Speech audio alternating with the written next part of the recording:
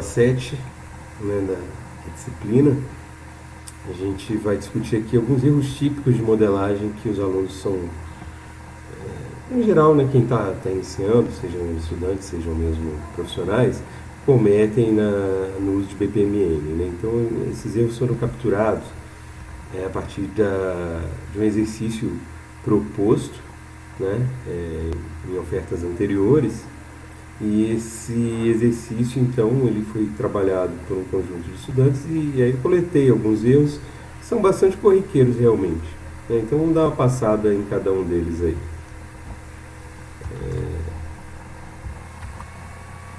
Primeiramente, né, vamos falar aqui do fluxo de trabalho que a gente vai estar utilizando como exemplo para a identificação desses erros. Né?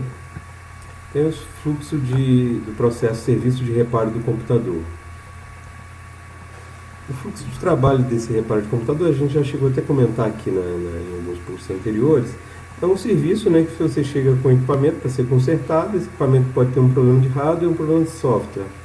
E aí o orçamento é passado quando você chega, né, o equipamento é avaliado e o orçamento é passado. Se o cliente decidir que os custos são aceitáveis, o processo continua, caso contrário ele termina ali mesmo e o processo termina, né? Ele leva embora o computador e o processo termina. O cliente aceitando, o processo vai seguir para as atividades de reparo, que são duas, né, que são executadas sequencialmente, né, nesse caso aqui, nessa versão. Ele pode executar uma, outra ou as duas. Né? Então pode ser um reparo de hardware, um reparo de software ou um reparo de hardware e de software. Tá? A primeira atividade é verificar e reparar o hardware, enquanto a segunda é verificar e configurar o software. Ok? Mas nem sempre de hardware é feito, nem sempre de software é feito. Depois que o executado o reparo, né, a funcionalidade do sistema é verificada. Se for detectado um erro, volta, né, as atividades de reparo são repetidas até que não tenha mais problema no computador e ele é entregue ao cliente. Okay? Então vamos aos erros. Tá? Esse é um processo que foi pedido para ser feito de maneira colaborativa. O que significa? Significa que você vai descrever os processos dos participantes, no caso aí, o cliente e o serviço de reparo ao computador, tá? E vai explicitar a comunicação entre esses participantes. Tá? Então eu tenho o processo interno do cliente, o processo interno do SRC, né, que é o serviço de reparo, e também tem a comunicação que é feita através de mensagens, né, como a gente já estudou um pouco aqui. Essas mensagens, elas são trocadas e representadas em BPMN por essas linhas tracejadas aqui, né, que indicam comunicação, certo? Aqui no caso, a comunicação está vindo do cliente para o SRC, e aqui no caso está indo do SRC para o cliente. O erro está onde aqui nesse caso? É um dos erros típicos, né?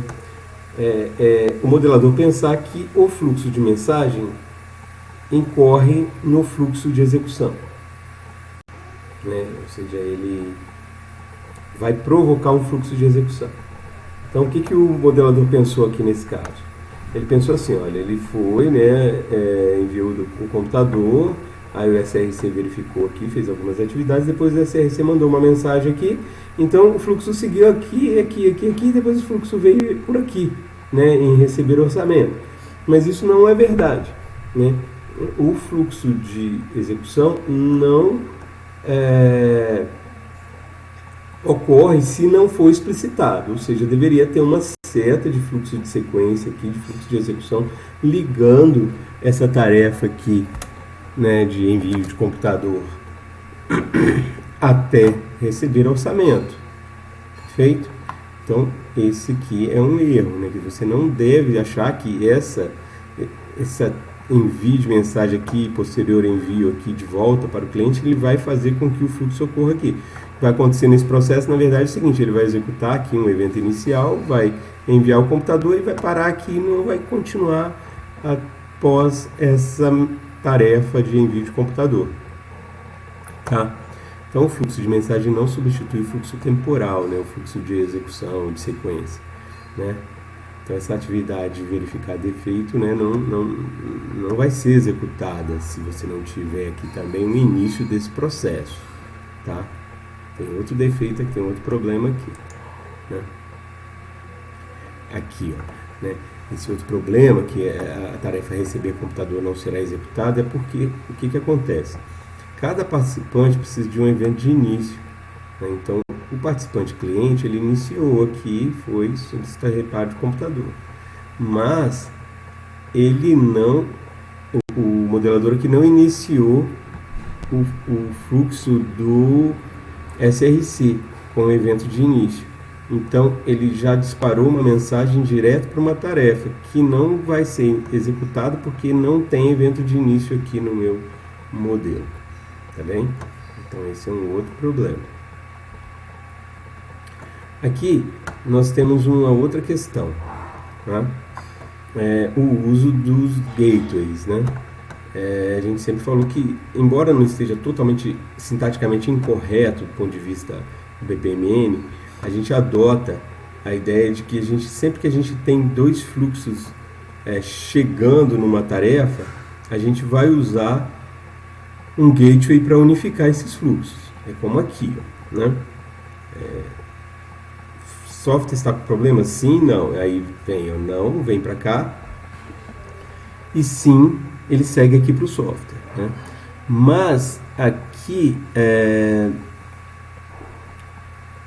o modelador ele colocou os dois fluxos já chegando na tarefa. E o correto seria ele colocar aqui um gateway shore e fazer os dois fluxos chegando nesse gateway e a partir dele chegando na funcionalidade completa do sistema aqui. Por quê? Porque aí não fica dúvida de que isso aqui é um fluxo shore convergente, né? Porque as pessoas poderiam pensar, será que isso aqui precisa dos dois, precisa do né? Precisa de chegar aos dois fluxos para que isso aqui ocorra, né? Na verdade não precisa, né? Quer dizer, o comportamento semântico dessa construção aqui é a mesma do shore, mas para efeito de visibilidade e clareza do modelo, então a gente pede para colocar o gateway aqui, tá bem? E aí sim o gateway chega esses dois fluxos nele e sai um único fluxo que chega na tarefa, tá bom? Bom, aqui o modelador achou que um evento de fim só era suficiente para terminar os dois processos, então isso também está errado, né? Esse processo de cima vai terminar porque tem um evento de fim que ele chega até ele. Já o de baixo não, quando ele devolve o computador aqui, ele fica aqui parado. É como assim, se isso aqui fosse um processo automatizado, ele ia ficar rodando parado nesse ponto, esperando que algo acontecesse, porque ele não chegou ao seu fim, tá bem? Então, a partir daqui, embora ele tenha mandado a mensagem corretamente aqui, ele não colocou o evento de fim, né, e colocou o fluxo indo para um evento de fim. Então, tem que colocar. Feito? Nesse caso, né, abertura de ramificações sem usar desvios, mais uma vez. Né? Aqui, prossegue com reparos, aí verifica hardware e verifica software. O comportamento disso aqui é de paralelismo, tá, pessoal? É como se fosse um gateway paralelo, só que o usuário não colocou. Aí você... E no enunciado está dizendo que não é para ser feito assim, né? É feito sequencialmente. Está errado por dois motivos. Quando você quiser fazer um paralelismo, você tem que explicitar e colocar o gateway paralelo aqui, para que fique claro isso, tá bem? Então, aqui ficou incorreto, né? E outra coisa, essas tarefas do jeito que está aqui, por ter comportamento paralelismo, está ferindo a especificação do problema, porque o problema fala que às vezes pode ter problema de hardware, às vezes de software, às vezes dos dois. E nessa construção aqui, obrigatoriamente, o SRC sempre repara o hardware e repara o software, tá? Então isso também não está correto. ok? Aqui tem um problema de número excessivo de tarefa, de atribuições de uma única tarefa, né? A devolução do computador, ela está aqui trocando, né? Ela recebe um fluxo de mensagem e envia dois, né? Então a gente tem que ter sempre em mente que uma tarefa, que não é um subprocesso, é uma tarefa atômica. Geralmente ela envia uma mensagem, ou recebe uma mensagem, processa essa mensagem, ou faz algum outro tipo de trabalho. Ela geralmente não faz mais do que um trabalho, né? Para não ficar dúvidas, né? De ficar, o que essa tarefa faz? Se ela é uma tarefa composta, ela tem que ser subdividida, né? Então aqui, por exemplo, ficou confuso, né? Você poderia se perguntar, qual dessas mensagens que é enviada pela tarefa? Todas elas são sempre enviadas?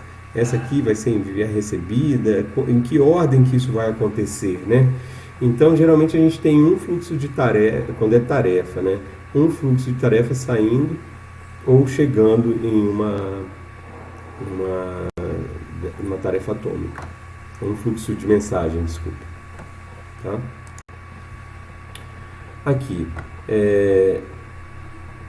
usuário que é um erro mais simples, um erro típico, né? Esqueceu de colocar a pergunta associada ao desvio, tá? Então, não, assim, não o que, né? Ele colocou aqui, ó, decide se fará o reparo. Provavelmente é sim e não do reparo, mas você tem que colocar a questão que é perguntada, a expressão lógica que é testada no Gateway Shore, tá? Não pode deixar de colocar. Perfeito? Não é porque tem a tarefa aqui que está decidindo isso que ele vai entender esse sim ou não sem colocar a expressão lógica aqui, tá bem?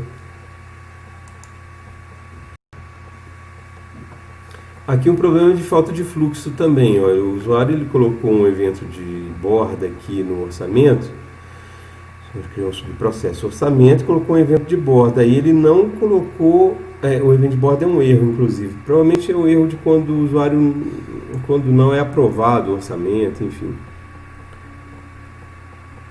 Toda vez que você colocar um evento de borda, se é um evento que está sendo processado, está saindo de dentro do subprocesso para fora do processo principal, esse evento de borda tem que estar acompanhado de um determinado fluxo, né? No qual, né, nesse fluxo que conecta esse evento de borda, vai ter que ter ali uma espécie de tratamento de exceção, né? Como você vai tratar aquele erro que aconteceu, no caso do erro aqui, né? Ou como você vai tratar a escala, a compensação, etc. Né? Então esses eventos, eles precisam ser acompanhados de um fluxo que diga o que vai acontecer após a ocorrência do evento. Senão o evento fica aqui, acontece e nada vai ser feito. Tá bom? Então aqui, né, eventos de envio de mensagem devem ser rotulados com carta também. Tem outro problema, ó. Aqui tem um evento de envio, eu reparei aqui, ó, por exemplo, que o usuário ele não conseguiu conectar o fluxo de mensagens ao evento mesmo. Ele meio que colocou aqui por baixo, mas ele não está conectado lá no ambiente. Então, por que ele não está conectado?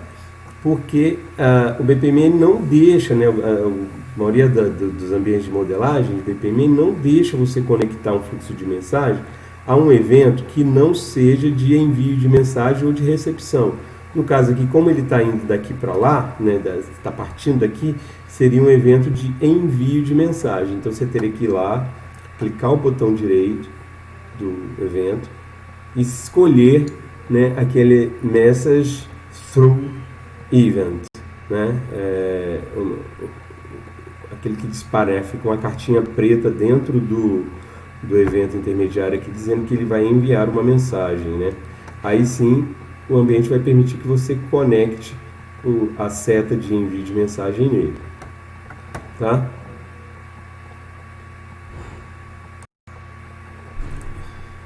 Bom, aqui tem uma questão, né? O Gateway Shore, ele não processa a informação. Em geral, um Gateway For é um seletor. Ele vai lá, testa uma expressão lógica e vai para um lado ou vai para o outro, dependendo da resposta, né, do valor daquela expressão lógica, se ela é sim, não, se ela é verdadeira ou falsa, Enfim, ela pode até ter mais de um valor, né? Pode ser um valor também, né? Se é aquela expressão é menor que 10, igual a 10, maior que 10, por exemplo. Né? Então pode ter essas coisas aqui no shore. Né? Entretanto, os dados que vão ser usados para serem testados no shore têm que ter sido processados ou recebidos anteriormente.